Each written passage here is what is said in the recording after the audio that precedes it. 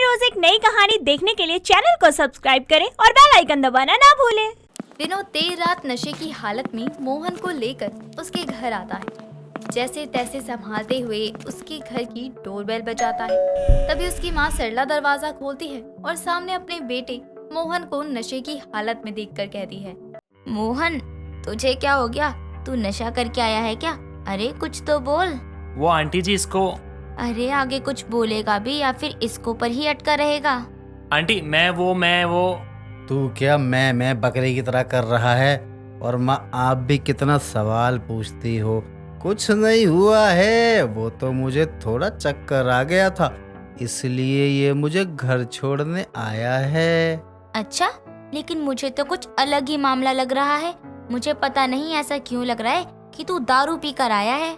कैसी बात कर रही हो माँ? आपको तो पता है ना कि मैं दारू तो बिल्कुल भी नहीं पीता, फिर भी आप मुझ पे शक कर रही हो? अच्छा, तो मेरे सर की कसम खाकर बोल कि तूने दारू नहीं पी है। माँ आपके सर की कसम, मैंने दारू नहीं पी है। अभी रास्ते में एक चूहे को मरा देख लिया था, इसलिए मुझे चक्कर आ गया। लेकिन पर माँ आपको मुझ पर भरोसा नहीं है क्या? मुझे कमरे में जाने दो। मोहन अपनी माँ को साइड करता है और विनोद के साथ कमरे की तरफ जाने लगता है।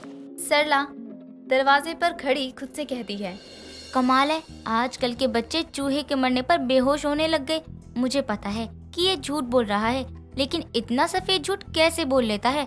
बिल्कुल अपने बाप पर गया है, वो भी बिल्कुल ऐसे ही झूठ बोलते थे।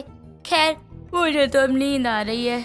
सरला इतना बोलकर वहाँ से अपने कमरे में सो जाती है। वहीं दूसरी तरफ विनोद और मोहन कमरे में बात करते हैं। तभी मोहन कहता है, देख भाई, माँ को ऐसे झूठ बोला है कि वो मेरे झूठ को पकड़ ही नहीं पाई।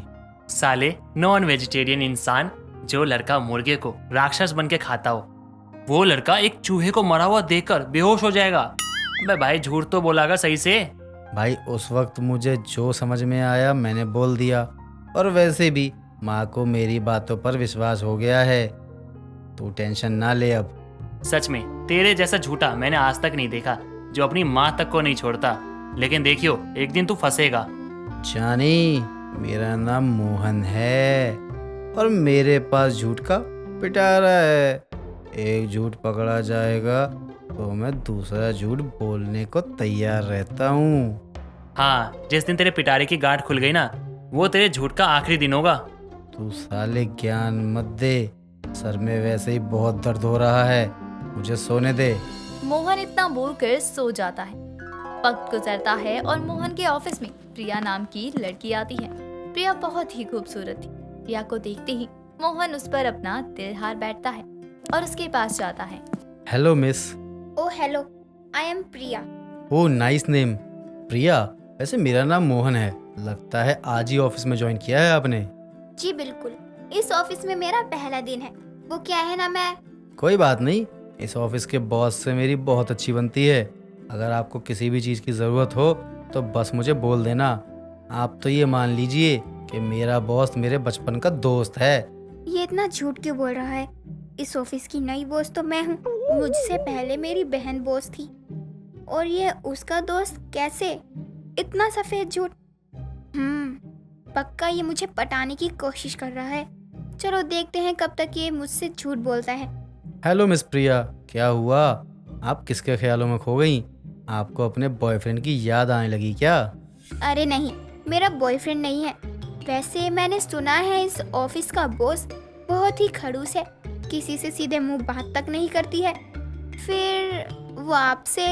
ये तो बात होती है एक दोस्त और बॉस में। वो मेरी दोस्त है, इसलिए वो मुझे हमेशा से अपने पलकों पर बिठा के रखती है। वैसे आपको एक राज की बात बताऊं? हाँ बिल्कुल, आप इतना सब बता रहे हैं, ये भी बता दीजिए। देखिए, मैं आपको बड़े ही भरोसे से बता रहा हूँ, आप किसी को बोलना नहीं। आपको पता है इस ऑफिस में कोई नई बॉस आने वाली है। मैंने सुना है वो बहुत ही खड़ूस है और घटिया किस्म की औरत है। अच्छा, मैं भी आपको एक राज की बात बताऊं? आप इस बात को अपने दिमाग में डाल लेना। आपको पता है, अभी आप जिसके आगे खड़े होकर नई बॉस की बुराई कर रहे हैं ना, वो ही आपकी नई बॉस है। प्रिया के इतना बोलते ही मोहन वहाँ से भाग जाता है और कुछ दिनों तक प्रिया के आसपास भी नहीं भटकता। दिन बीतते हैं और प्रिया मोहन को अपना असिस्टेंट बना लेती है और उसके साथ अपना समय बिताया करती। धीरे धीरे वो मोहन को पसंद करने लगी थी। ऐसे ही एक दिन प्रिया के पर्स में मोहन को उसकी फोटो मिलती है और वो समझ जाता है कि प्रिया उसे पसंद करती है। ऐसे ही एक दिन मोहन प्रिया के पर्स में चिट्ठी रख देता है और अपने दोस्त को कॉल करता है।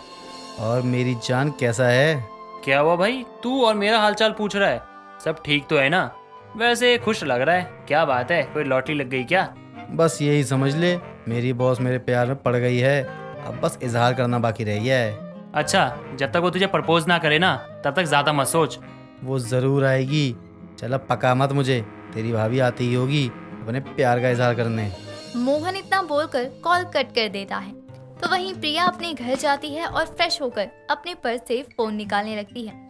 तभी उसको अपने पर्स में मोहन की चिट्ठी दिखती है और वो पढ़ने लगती है, जिसमें मोहन ने एक लड़की की तारीफ पढ़कर प्रिया को गुस्सा आ जाता है और वो मोहन के घर पहुंच जाती है। मोहन कहाँ हो तुम? क्या हुआ प्रिया, तुम यहाँ? वो भी इतनी रात को? कोई काम था क्या? तुम अपनी जान की चिट्ठी मेरे पर्स में रखकर भूल गए थे, वही देने आई हूँ। तुम्हारे इस चिट्ठी का इंतजार कर रही होगी। जान? हाय, किस बला का नाम ले लिया तुमने? जान से तो आंखें हटती ही नहीं मेरी। अगर मैं फूल हूँ तो जान खुशबू है, अगर मैं जिंदगी हूँ तो जान सांसें है, अगर मैं दिल हूँ तो वो किडनी है। हाँ समझ गई, अगर तुम कुकर हो तो वो सीटी है, अगर तुम टीवी हो तो वो रिमोट। तुम्हारी जान की ही बात सुनने में कोई दिलचस्पी नहीं है मुझे। लेट हो रहा है, मैं घर जा रही हूँ। वैसे मेरे पास जान की एक फोटो है, अगर तुम चाहो तो तुम्हें दिखा सकता हूँ, लेकिन फोटो अपने घर जाकर देखना, क्योंकि जान की तस्वीर देखकर मेरे दिल में कुछ कुछ होता है। मोहन प्रिया को एक रैपर में पैक चीज देता है और प्रिया वहाँ से अपने घर जाती है।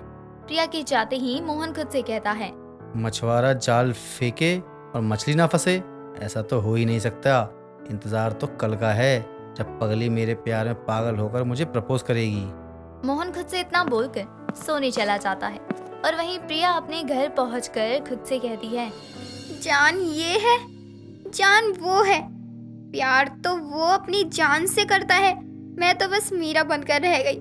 पता नहीं क्या इस जान में, मुझसे अच्छी होगी तभी तो। प्रिया रोते हुए रैपर खोलती है तो खुद की फोटो देखकर खुश हो जाती है और अगले दिन ही ऑफिस में सबके सामने मोहन को प्रपोज कर देती है और कुछ ही दिनों में दोनों शादी कर लेते हैं। ऐसे ही वक्त गुजरता है और प्रिया अपनी सारी प्रॉपर्टी मोहन के नाम कर देती है।